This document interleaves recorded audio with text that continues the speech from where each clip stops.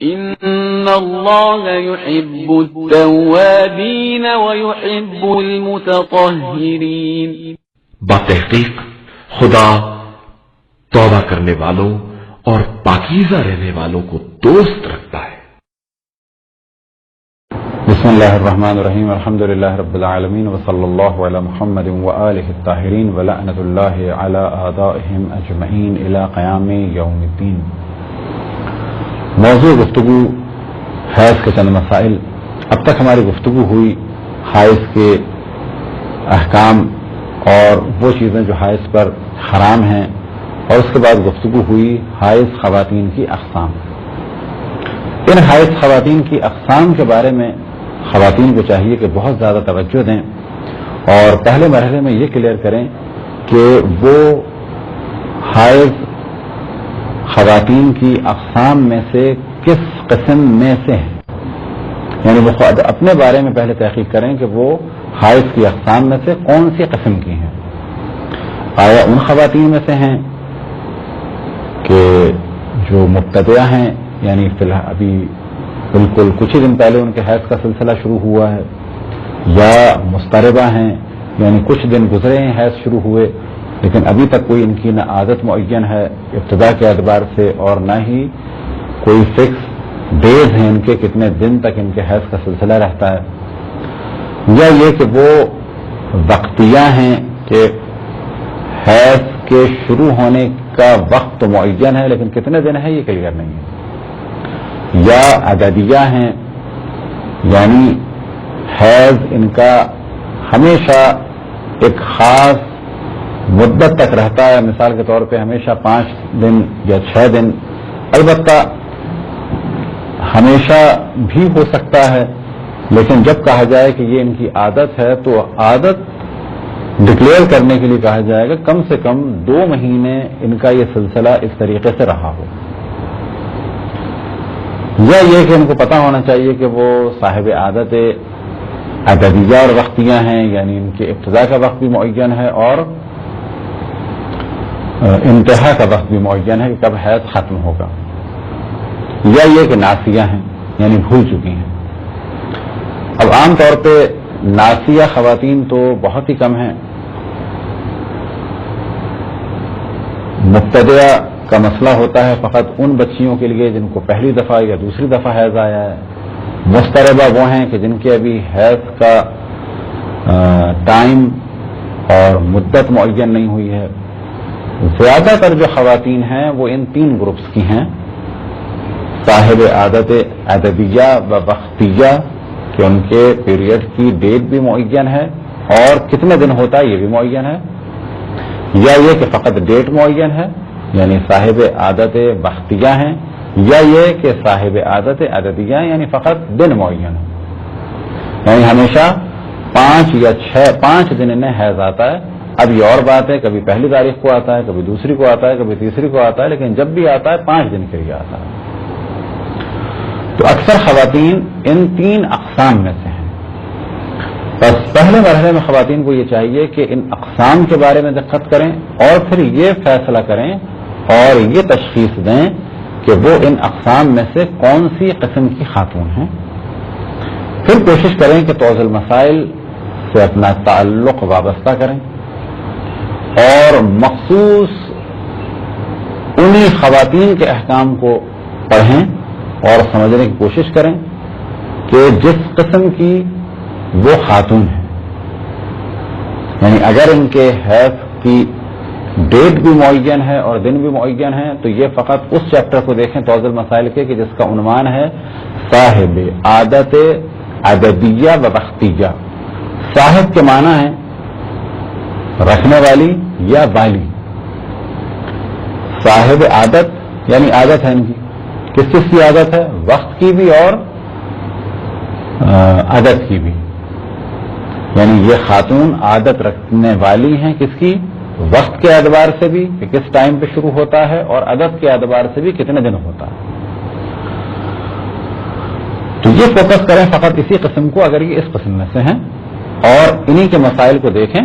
تدریجاً ایک تعلق وابستہ ہوگا توضیح مسائل سے، ایک رشتہ سا وابستہ ہوگا، کمپلیکیشنز ختم ہوں گی تدریجاً انڈرسٹینڈنگ بڑھنے لگے گی، پھر ایک تعلق برقرار جب ہوگا تو بہت سارے سوالات ذہن میں آئیں گے.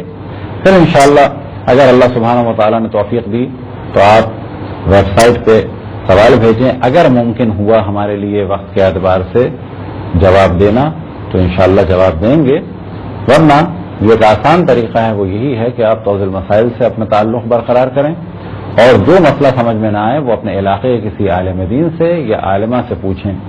اب بعض دفعہ یہ ایک شرم کا سلسلہ ہوتا ہے ہمارے معاشرے میں، تو ہم یہاں پر کہتے ہیں کہ ایک بہت بڑی تعداد ایسی ہے کہ جن کو اس چیز میں شرم محسوس نہیں ہوتی، گھر میں ان کے بیہودہ فلمیں چل رہی ہیں اور یانیت فحاشیت بے پردگی ہے.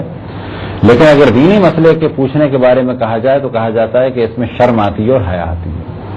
تو فرض کریں کہ آپ کو جی شرم آ رہی ہے، لیکن اتنا ممکن ہے کہ آج کے جدید دور میں آپ فون پہ کسی عالم دین سے پوچھیں.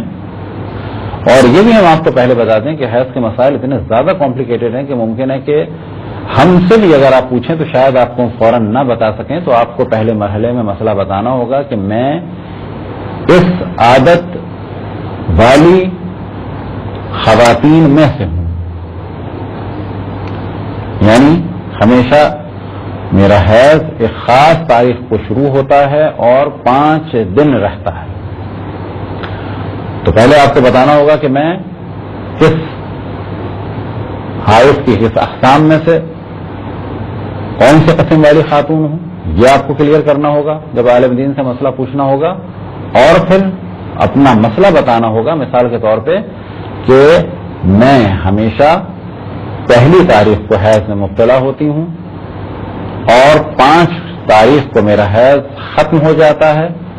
اس دفعہ 2 دن مجھے زیادہ حیض آیا تو کیا کروں؟ تو جواب ہوگا کہ 10 دن تک حیض ہے اور 10 دن سے زیادہ اگر ہو تو وہ پھر استحاضہ ہے. کتنے دن حیض ہوگا؟ جو آپ کی عادت ہے اس میں حیض ہوگا، اور آپ کی عادت سے زیادہ جتنے دن ہیں، فرض کریں کہ پہلی سے 5 تاریخ تک آپ کو ہمیشہ حیض ہوتا تھا، اس دفعہ 6 دن زیادہ آپ کو حیض آیا، تو یہ آپ کو بتانا ہوگا کہ میں صاحب عادت عددیہ اور وقتیہ ہوں. ہمیشہ مجھے پہلی تاریخ سے 5 تاریخ تک حیض آتا ہے، اس دفعہ مجھے حیض 6 دن زیادہ آیا ہے، میں کیا کروں؟ تو پھر آپ کو جواب ملے گا کہ آپ کی کیونکہ عادت 5 دن کی ہے، پہلی تاریخ سے 5 تاریخ کی، بس یہ جو 6 دن زیادہ ہوئے ہیں، اگر آپ 10 دن تک رہتا آپ کے حیض کا سلسلہ تو یہ سب حیض مانے جاتے، لیکن 10 دن سے کیونکہ زیادہ ہو گیا ہے تو 5 تک حیض ہے، اس کے علاوہ جتنے بھی آپ کے ایام ہیں وہ استحاضہ کے ہیں. استحاضہ کا مسئلہ بھی کلیئر ہو جائے گا، اس کو انشاءاللہ ہم بعد میں بیان کریں گے، لیکن اس وقت فقط لفظ استحاضہ استعمال کریں گے کیونکہ حیض کے علاوہ اور نفاس کے علاوہ خاص قسم خواتین کی وہ ہے استحاضہ.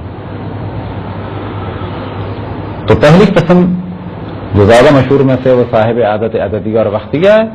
تو دوسری قسم ہے صاحب عادت وقتیہ، یعنی حیض کا وقت معین ہے. ہمیشہ فرض کریں کہ مہینے کی 5 تاریخ کو یہ حیض میں مبتلا ہوتی ہے، لیکن کبھی 5 دن، کبھی 6 دن، کبھی 7 دن. تو جب آپ کو مسئلہ پوچھنا ہو تو یہ آپ کو بتانا ہوگا کہ میں صاحب عادت وقتیہ میں سے ہوں. ہمیشہ میں ایک خاص تاریخ کو مبتلا ہوتی ہوں حیض میں، لیکن کبھی 5 دن کے بعد پاک ہوتی ہوں، کبھی 6 دن کے بعد پاک ہوتی ہوں. آپ کو اپنی کیٹیگری کلیئر کرنی ہوگی. اسی طریقے سے آپ کو بتانا ہوگا مسئلہ پوچھتے وقت کہ فرض کریں آپ تیسری قسم میں سے ہیں صاحب عادت عددیہ، کہ آپ کو بتانا ہوگا کہ میں مہینے میں کبھی بھی حیض میں مبتلا ہو جاتی ہوں، لیکن رہتا میرا ہمیشہ 5 دن ہے، کبھی پہلی تاریخ کو، کبھی دوسری تاریخ کو، کبھی تیسری تاریخ کو. تو اگر آپ کا ہمیشہ 5 دن ہے تو وہ ہمیشہ حیض ہے. لیکن پرابلم کہاں پہ آتا ہے کہ اب 5 دن نہیں ہے، بڑھ گیا ہے. ایسی صورت میں کیا کیا جائے؟ تو جو اصل گفتگو ہے وہ یہ کہ ان 6 اقسام کو آپ کو جاننا ہے. آپ کو یہ جاننا چاہیے کہ حیض 3 دن سے کم نہیں ہوتا. آپ کو یہ جاننا چاہیے کہ حیض 10 دن سے زیادہ نہیں ہوتا.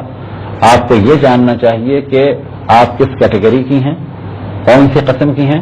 اسی طریقے سے آپ کو جاننا چاہیے کہ مسئلہ یہ آتا ہے کہ آپ اگر اپنے مسائل کو اور اپنی ڈیوٹیز کو کلیئر کرنا چاہیں تو آپ کو پتا ہونا چاہیے کہ آپ کی رشتہ دار خواتین کون؟ ننہال والی اور ددیال والی، یعنی میٹرنل اور پیٹرنل. یعنی نانی، ماں، خالہ اور باقی ان کے رشتے دار خواتین، اسی طریقے سے دادی، پھوپھی اور دیگر خواتین، ان کے حیض کی ڈیٹ دیکھنی ہوگی. بعض مسائل اسی طریقے سے بعض جگہ مسئلہ کلیئر نہ ہو یا احتیاط سے عمل کرنا چاہیں تو کہا جاتا ہے کہ جتنے دن آپ کے معین تھے وہ تھے، اس کے علاوہ جو ہے احتیاط کی راہ کیا ہے. اگر آپ کو مسئلہ کلیئر نہ ہو رہا ہو تو آپ استحاضہ پر عمل کریں، استحاضہ کے احکام پر، اور وہ چیزیں جو حائض کے لیے حرام ہیں ان سے بچیں. مثال کے طور پہ نماز پڑھیں استحاضہ کے اعتبار سے، لیکن قرآن مجید کے الفاظ کو یعنی جو لکھی ہوئی چیز ہے اس کو ٹچ نہ کریں. نماز پڑھیں لیکن گھر میں نماز پڑھیں، مسجد میں نہ جائیں، یعنی حرام سے بچیں اور استحاضہ کے جو واجبات ہیں ان کو انجام دیں. تو پھر اس جانب توجہ دلائیں کہ آپ کو جاننا چاہیے چند خاص موضوعات کو. ان کو اگر آپ نے جان لیا اور پھر اس کے بعد آپ انشاءاللہ اس ہماری گفتگو کو سننے کے بعد، کیونکہ اس کے مسائل اتنے زیادہ کمپلیکیٹڈ ہیں، اگر اس کو ہم بھی ڈسکس کرنا شروع کریں تو ممکن ہے کہ خود ہم بھی کنفیوز ہو جائیں اور ساتھ میں آپ کے لیے بھی مسائل کلیئر نہ ہو سکیں. تو ہم نے جو کلیدی مسائل ہیں، یعنی وہ مسائل کہ جن کی حیثیت ہے چابی والی، کی والی، اس کو بیان کر دیا ہے. اب پھر آپ کی توجہ دلائیں کہ آپ نے ان موضوع کو اگر سن لیا، ان موضوعات کو اگر سن لیا تو آپ توضیح المسائل کھولیں. توضیح المسائل میں جب آپ دیکھیں گی تو ایک موضوع آئے گا کہ سارے موضوعات تقریباً ہم نے بیان کر دی ہیں حائض کے، لیکن ایک موضوع ہم نے تفصیل سے بیان نہیں کیا لیکن اس کو کلیدی طریقے سے بیان کر دیا ہے، وہ ہے 6 اقسام حائض کی. تو توضیح المسائل میں آپ دیکھیں گے پہلے لکھا ہوگا صاحب عادت عددیہ وقتیہ، بعد میں عددیہ، پھر وقتیہ، اسی طریقے سے پھر مضطربہ، مبتدیہ اور ناسیہ. تو آپ جس کیٹیگری کی ہیں اس چیپٹر کو کھولیں اور پھر یہ دیکھیں کہ آپ کا پرابلم کیا ہے. یہ تھی ایک مختصر سی گفتگو حائض خواتین کے باقی احکام کے بارے میں اور اقسام کے بارے میں.